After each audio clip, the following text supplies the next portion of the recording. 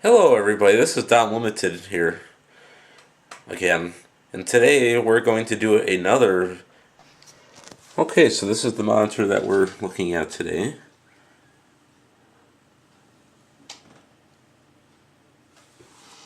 So that's the model number.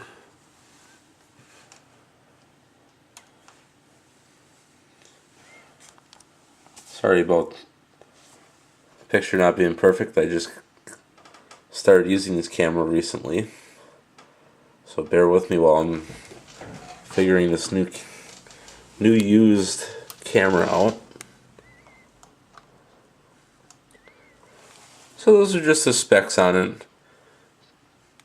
Technicality, it's an LCD, but instead of having a fluorescent tube going around, it's just got LEDs that backlight the display. And a lot of people, some of the complaints with ViewSonic monitors are that they're terrible in the light, but this monitor was purchased in the spring of 2014 from Amazon.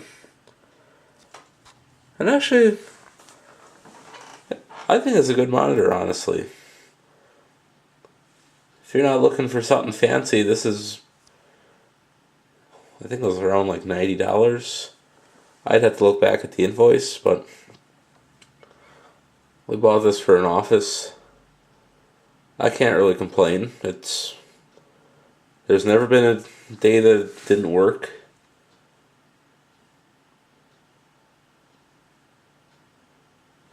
So it's almost 4 years old, and a lot of people complain that it does not have HDMI or DVI or DisplayPort, but for a basic office monitor, it's fine. A lot of computers only have VGA on them yet, so it works fine. There's nothing wrong with it. Doesn't flicker, resolution doesn't get too wonky on here.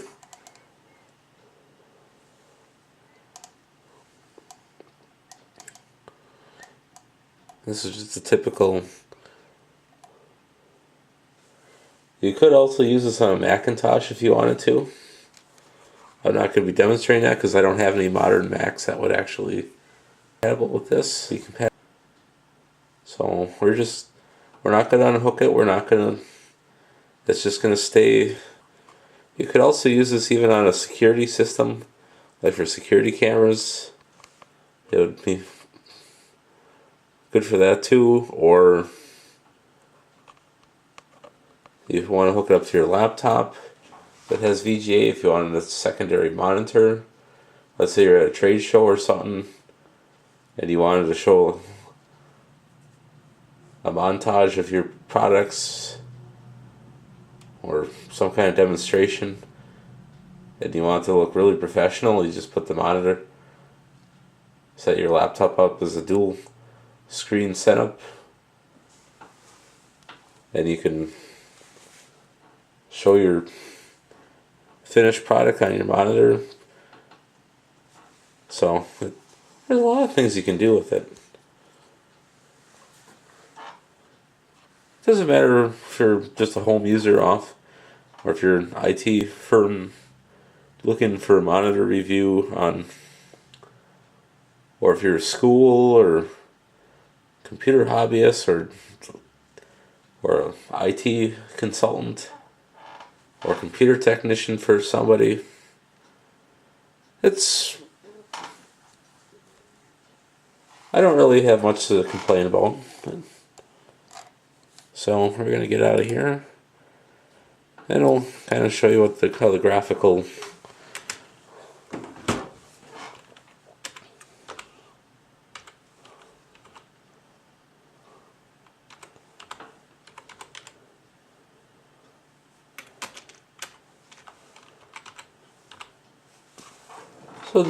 look at a copyright-free video.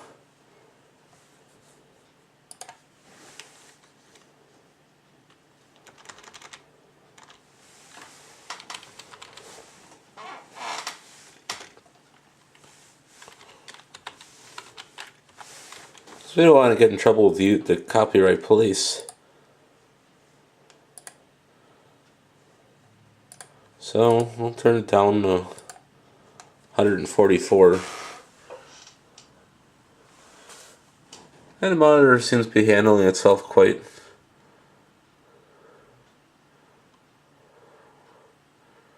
well. This is only 144 pixel.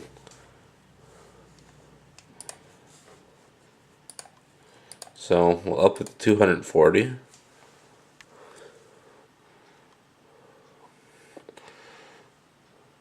Still not bad. And it fills the screen nicely.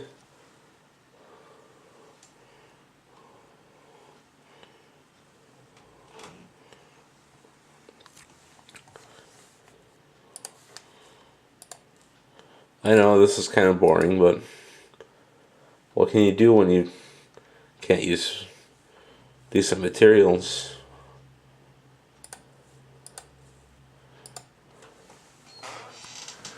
And even 480 looks good on here.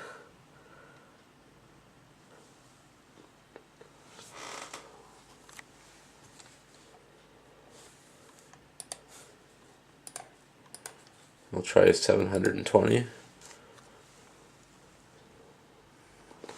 Now it also depends on the graphics card in your computer. If you're using a dedicated graphic or stock graphic or a graphics card, that also varies by your pixel resolution.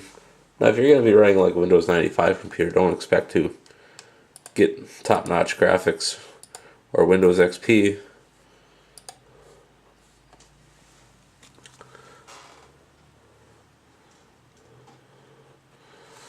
But Windows Vista, don't expect much from that either. But Windows 7, you still have options yet. Windows 8 and Windows 10. And even you could run this, get away with running it on a Macintosh. So the graphics are just unbelievable. The only knock I give it against it is that when you're looking at certain content, that the backlight kind of shows up. You got to remember, it's not the most expensive monitor in the world, and it's not the most high end either. But for an office setting, it's fine.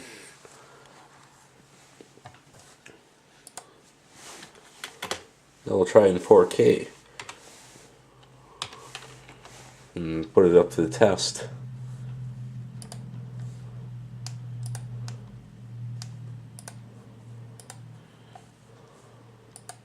Oh, this is one we did before.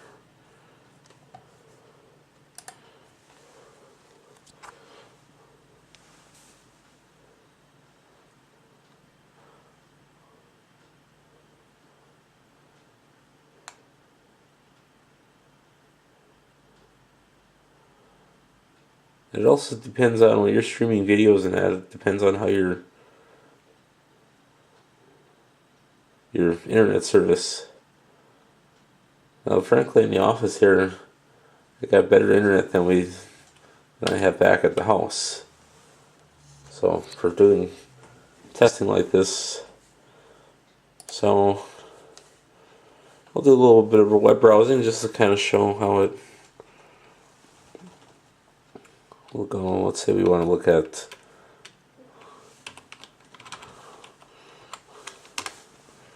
so we'll just go to G for the heck of it. Okay, so we're going to just do a quick demonstration of how it works.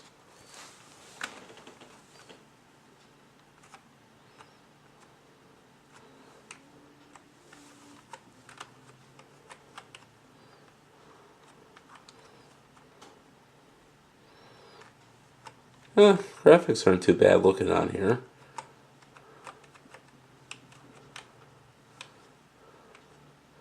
Yeah, don't crash your cars into walls, and they don't quite look so nice.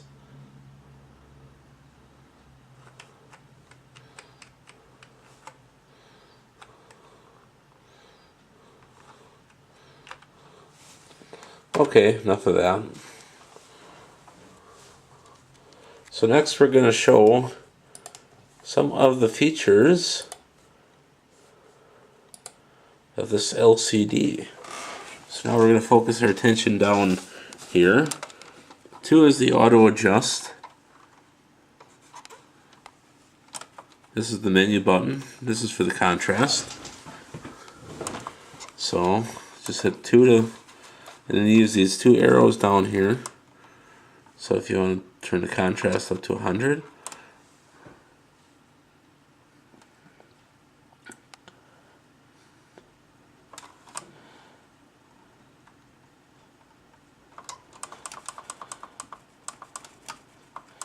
I'll put that back to 70. And then you hit 1 to get out of that, and then you go down to brightness. Whoops. Go to contrast, brightness. So 70. So you turn the brightness down. We are testing. Doesn't completely turn the screen off. So ratio rates. That tells you how much light is 480 by I think 600 by. So let's put the brightness back up to what it was. This is 800 by 600. I didn't know this. What's nice about this is this. There's a message that'll show up. Next, we'll go down to color adjustment. For best quality, it'll tell you what the best. So now we'll try 1024. Oops.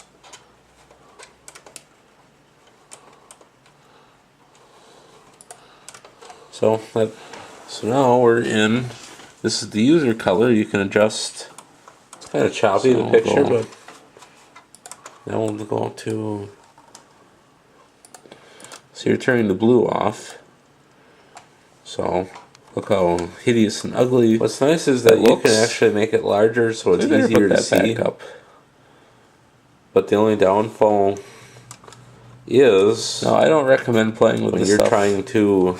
But this is strictly for get the best demonstration. So you turn the green off, and you get this hideous, repulsive, wonderful, at the same time, different colors. Well, the reason for this is sometimes when you're doing different applications, sometimes you need to adjust the colors to fit what you're trying to, for different media, or if you're doing video editing or. Now, highly, I would recommend if you're going to do that, get a better monitor. So you turn the red off. You got to have all 3 colors, because RGB uses red, green, and blue. So you have to have all 3 of those colors, because if you don't, it just doesn't quite add up. So we'll go to warm. So this is the warm. And what this does is, the color user, or user color, you can customarily adjust the way you want it to look. But they also have these pre-mode, whoops, wrong button.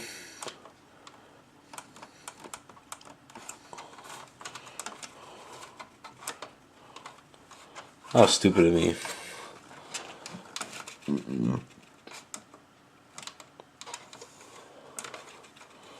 So we'll go native.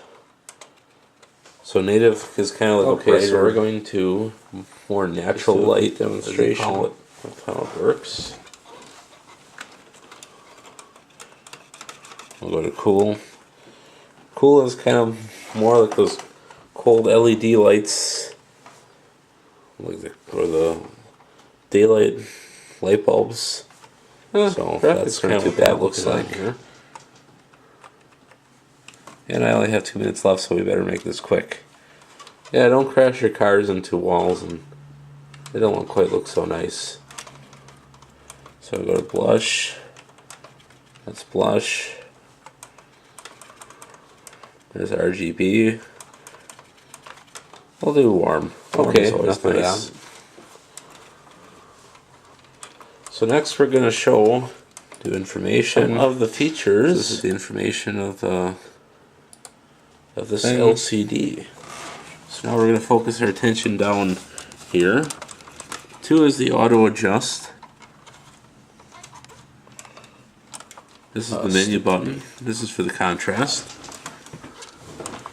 So just hit 2 to. This is the manual image adjust. These 2 arrows down here. We're running out of time here, so I have to turn the contrast up to 100. This is the setup. Remember, setup. Basically, what that does is you can move that around, make it dimmer, brighter, whatever you need to do. I'm sorry this is becoming a skimpy video, but back to 70. When you're running out of space on your camera, hit 1 to get out of that, and then you go down to brightness. Next, this is the power button. Whoops, you turn it off, and you get the nice ViewSonic view, the contrast, brightness. So this is kind of what it looks like, and this is what the back 70 is like. And thank you as always for watching. If you like what you saw, don't forget to like and subscribe. That tells you how much life is left. So let's put the brightness back up to what it was. And don't forget to leave a comment if you have any.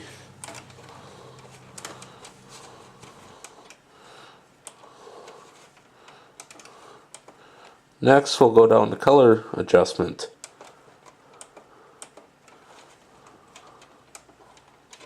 Whoops.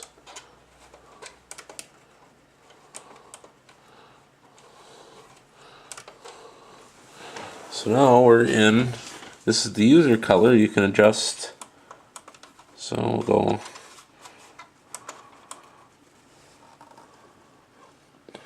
so you're turning the blue off. So look how hideous and ugly that looks. So we better put that back up. Now I don't recommend playing with this stuff, but this is strictly for demonstration. So you turn the green off, and you get this hideous, repulsive, wonderful, at the same time, different colors. Well, the reason for this is sometimes when you're doing different applications, sometimes you need to adjust the colors to fit what you're trying to, for a different media, or if you're doing video editing, or now highly I would recommend, if you're going to do that, get a better monitor. So you turn the red off. You got to have all 3 colors, because RGB uses red, green, and blue. So you have to have all 3 of those colors, because if you don't, it just doesn't quite add up. So we'll go to warm. So this is the warm. And what this does is the color user, or user color, you can customarily adjust the way you want it to look. But they also have these pre-mode, whoops, wrong button.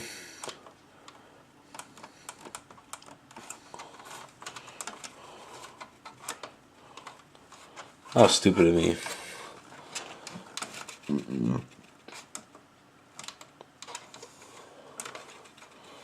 So we'll go native. So native is kind of like a brighter, more natural light, as you call it.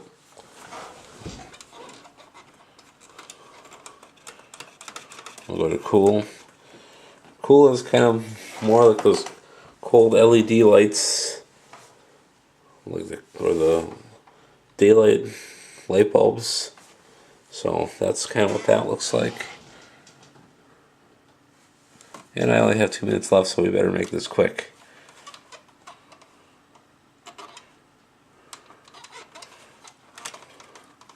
So go to blush. That's blush. There's RGB. We'll do warm. Warm is always nice.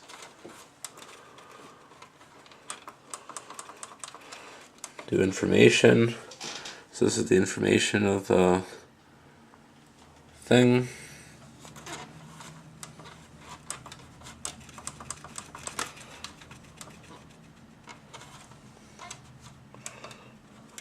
Oh, stupid me.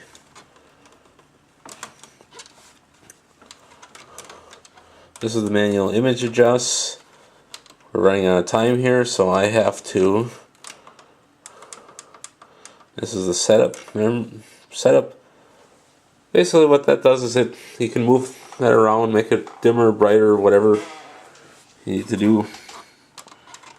I'm sorry this is becoming a skimpy video, but when you're running out of space on your camera. So next, this is the power button. So you turn it off, and you get the nice ViewSonic view. So this is kind of what it looks like, and this is what the back looks like. And thank you as always for watching. If you like what you saw, don't forget to like and subscribe. And don't forget to leave a comment if you have any.